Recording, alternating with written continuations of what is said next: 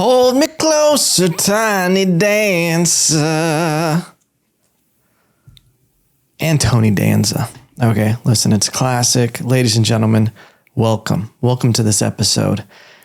I have been on a kick of oldies music. Listen, it's always a silly goose time when you decide to spark up some oldies. Okay, but here's also a weird move is you never hear someone listening to Tiny Dancer.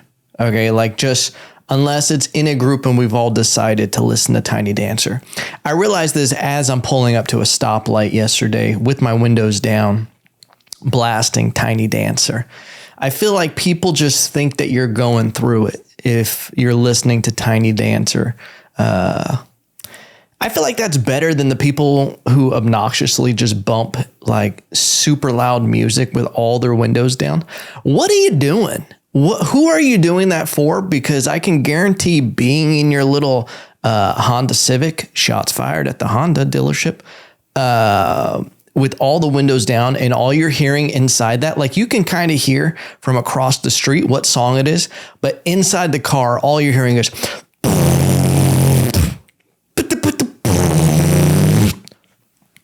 that's it. Because you know what? I've been in those cars before, not in the driver's seat. I've been in the passenger. I've been in the back seat, and I'll look at the driver through the rearview mirror and I'll look up at them and I go, I'm never driving with this person again because they just don't give a fuck about the rest of the world. And who are you doing that for? Okay. What is even the point of flexing with how loud your music is? Are you trying to are you trying to show off your musical taste? Use take two. Is it like a fishing thing where you're like, because no, I don't think there's ever been a girl who just heard someone blaring their music from the other side of the street in a car driving by and they weren't like, wow. Now that's what I call music 10, you know? Like there's never been a situation where a girl was on the sidewalk, heard the music going, it's just, first things first, that's all you hear. There's never been a case where a girl heard that, picked up her knee, started stretching, tied up her shoes, and took off down the sidewalk after that car, reached them 2 blocks down when they got caught at the light and were like, hey, you want to fuck? Never in existence has that happened. And I don't think it ever will. Okay. Now, if you want to catch somebody, listen, married man out here, not even catch and release. Okay. You want to roll up to a stoplight with Tiny Dancer playing at a moderate level where you can just hear it through the windows. Okay. Where you can just hear enough to go, that guy's having a silly goose time. Okay. Yeah, it's just so aggressive, people with the music. Also burning out in a car. I know this topic has been beat to death, but I think some people who burn out should be beat to death. Okay. And I'm not invoking violence, but I just think sometimes, the humor of life is in the irony of like, oh, you want to burn out? Well, now your life is burnt out. Okay. I feel like if there is a God, help. When you get to the pearly gates, part of the thing that you should be judged on is if you've ever burnt out, in your vehicle. Okay. I think I've done it accidentally. You know, when you just kind of have a foot spasm and, it just a little bit. I'll pull over in the middle of the intersection and I just need every bystander, people walking around to know it wasn't intentional. I'm not that guy. Okay. It's just, it's a weird thing. We don't talk enough about the weirdness of driving. Okay. And weird encounters that you have while driving. I feel like it's just you're a different person. It's a whole different world when you enter a vehicle. because people play by different rules. Do you know how crazy it is that 90% of the time I look over at someone driving next to me, they're on their phone and they're not even looking at me or the road. They're looking at their phone. They're just like this driving. And I'm like, holy shit, we're all hooked into heroin. Okay. I saw this thing yesterday that fucked my day up. It's called a horsehair worm, I believe is the full name, but also commonly known as a hair worm. And it fucked me up. I haven't wanted to eat anything since then, but I have, because I'm an inner fat kid. Okay, he's still living in there. I have my own parasite, and it's an inner fat kid who needs P-Terries 3 times a week. I don't make the rules, just follow them. Okay, but there's this thing called a hair worm, and what it is, it's a parasitic little worm. It is a parasite that what it does is it goes in the food of little bugs, and it lays eggs in the food. The food gets eaten by these smaller bugs. The egg waits in the stomach, like it attaches itself to the bug that ate it, waiting for a praying mantis to eat that bug. So this smart ass superworm decides to, it knows what bugs are going to be eaten by a praying mantis. That means at some point in history, these little wormies were studying them with little wormy binoculars. I'm making them sound way too cute for what they are. Listen, calling this thing is a wormy, calling it a wormy is disrespectful to how terrifying these things are. Okay. They know what the praying mantis likes. They've been watching them outside, a little worm or a praying mantis, P-Terries, and praying mantis Whataburgers, mantis burgers, if you will. Anyway, and they wait in the bellies of these little insects. Then they're eaten. The bug is eaten by a praying mantis. At that time, the egg that was inside pops inside the praying mantis, starts turning into a little worm. It then grows and grows and grows, like the alien from Alien, which I say is still the best Alien movie. It takes over the brain of the praying mantis, controlling it, okay, like a little robot. Think Power Rangers with Megatron, or where they're just like, what is it, Zordon? No. Anyway, terrible time to forget my Power Rangers. Controls the praying mantis, makes the praying mantis go into water, just drown itself so it can have a goddamn water birth. Okay. Imagine being a person walking around, you're eating a lot more. You're like, I can't gain weight, but I keep eating. And I got the weirdest bubble guts. Okay. It feels like my bubble guts are doing the worm inside of me. And then you're like, I have this crazy desire to just go into a pool, ocean, river, any body of water. And when you get in that body of water, you're like, I have this weird sensation to take the biggest shit of my life. You begin said shit. What happens? A giant 10-foot worm comes out of your asshole, destroying you on the way out. Okay? Because I watched this video of a praying mantis being dipped into water, at which time the worm goes, it's a boy, pops itself out twice as long as the praying mantis, and the praying mantis just tries to army crawl away. Dude ain't making it to next year. Okay, it is the end of the life for the praying mantis, and it is a new fear unlocked for me. Okay, it's not okay.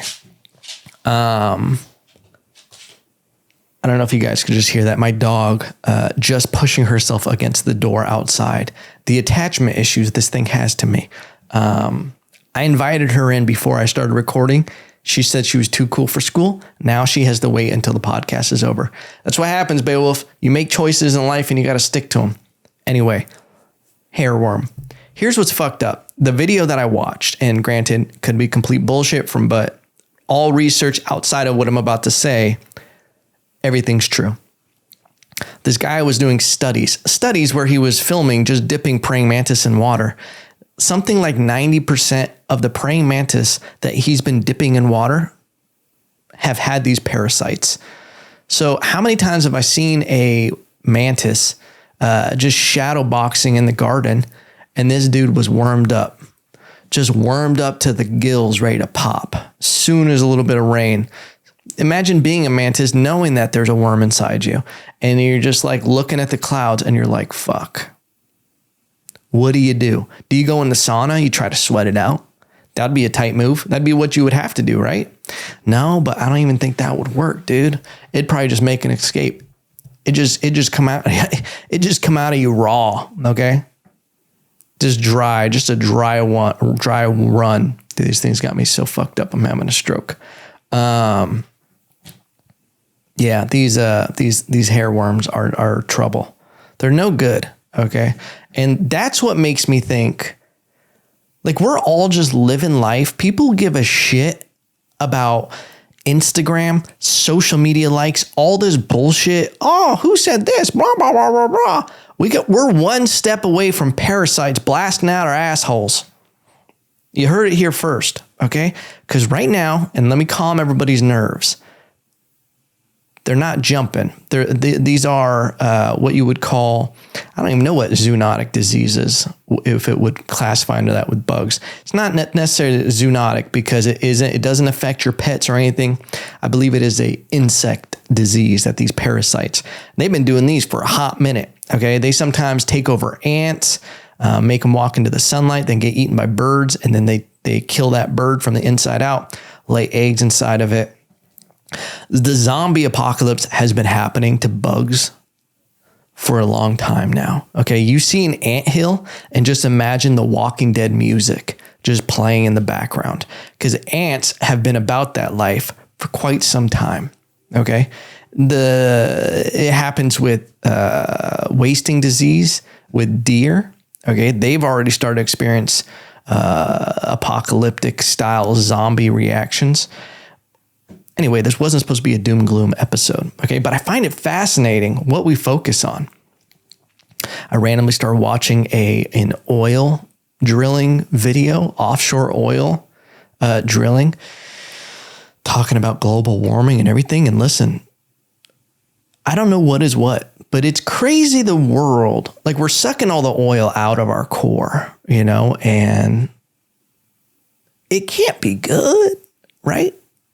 Fossil fuels. I'm just saying it can't be great, but I don't know what the solution is. And I don't know if it is the ROI. What is the ROI on pulling oil out of, the core of the earth versus if we didn't and we tried to survive and just have a society that wasn't like that? I'm not one of those people who's like, we need to stop. Cause I'm like, hey, I get it. We have a society. We need to do this and all that. I try to live in reality the best I can, even though I just did 10 minutes on butt worms. Okay. But it is crazy that I think life is so crazy that we just distract ourselves with stuff that is just something else that we can focus on, because the reality of life would probably just fuck us up. Okay. That's probably why we have these things, but I think we should at least acknowledge them and understand that we live in them. And I think it would give us a healthier perspective and make us appreciate the lack of butt worms that we have.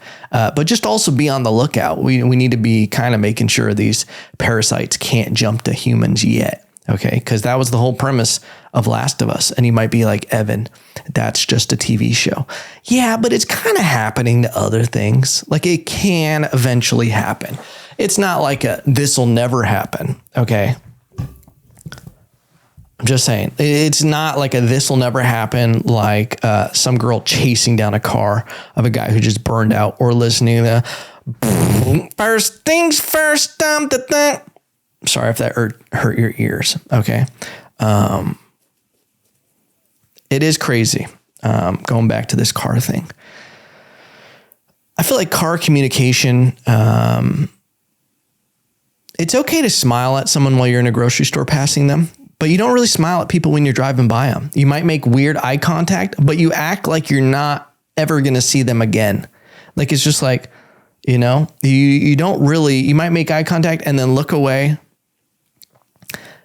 You treat it completely different. I don't think I've ever interacted with someone outside of a car that I interacted with them in a car. I actually had a strange thing happen. I didn't like this interaction. It made me feel uncomfortable. And I was like, I don't know if I handled that right in the moment. But it was also like, hey, don't make me do this. This is a thing that I've realized.